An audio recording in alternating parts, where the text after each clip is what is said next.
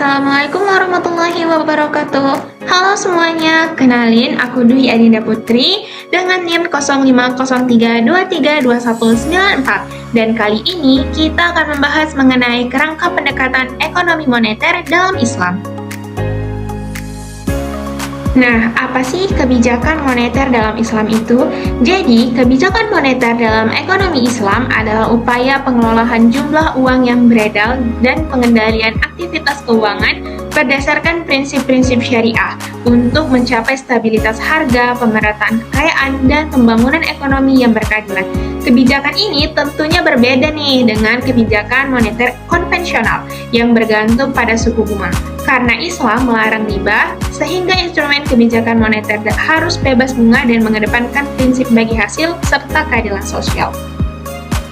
Selanjutnya, macam-macam kebijakan moneter dalam Islam. Kebijakan moneter Islam berlandaskan pada prinsip-prinsip syariah dan memiliki beberapa karakteristik utama. Seperti yang pertama, yaitu pengendalian jumlah uang beredar untuk menjaga keseimbangan antara permintaan dan penawaran uang tanpa menggunakan suku bunga. Yang kedua, pengaturan alokasi pembiayaan berdasarkan prinsip bagi hasil seperti mudharabah dan musyarakah dan pembiayaan produktif bukan pinjaman berbunga. Dan yang ketiga, penghapusan penumpukan kekayaan dan pemerataan pendapatan sebagai bagian dari tujuan sosial ekonomi. Dan yang keempat, kebijakan antisipatif yang mengarahkan stabilitas harga dan pertumbuhan ekonomi berkelanjutan. Dan yang terakhir, koordinasi antara kebijakan moneter dan sektor real, karena uang harus berfungsi sebagai alat untuk mendorong aktivitas ekonomi yang produktif. Lalu, apa sih fungsi dan tujuan kebijakan moneter Islam ini? Nah, jadi fungsi dan tujuan kebijakan moneter Islam ini yang pertama yaitu untuk menjaga stabilitas nilai mata uang baik secara internal atau inflasi maupun eksternal yaitu nilai tukar. Nah, setelah itu mendorong pertumbuhan ekonomi yang berkeadilan dan inklusif dengan distribusi kekayaan yang merata dan pengentasan kemiskinan. Dan yang ketiga, memastikan perputaran uang yang sehat dalam perekonomian, menghindari penimbunan dan spekulasi yang dilarang dalam Islam.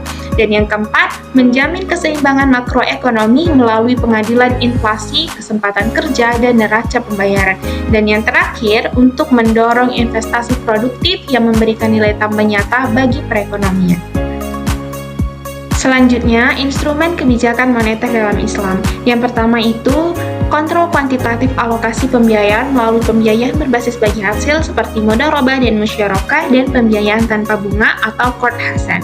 Yang kedua, operasi pasar terbuka syariah yaitu pembelian dan penjualan surat berharga negara yang sesuai syariah untuk mengatur likuiditas. Dan yang ketiga, rasio cadangan wajib. Dan yang keempat, imbuhan moral. Dan yang terakhir, pengelolaan zakat, infak, dan sedekah sebagai instrumen distribusi kekayaan dan stabilisasi sosial ekonomi.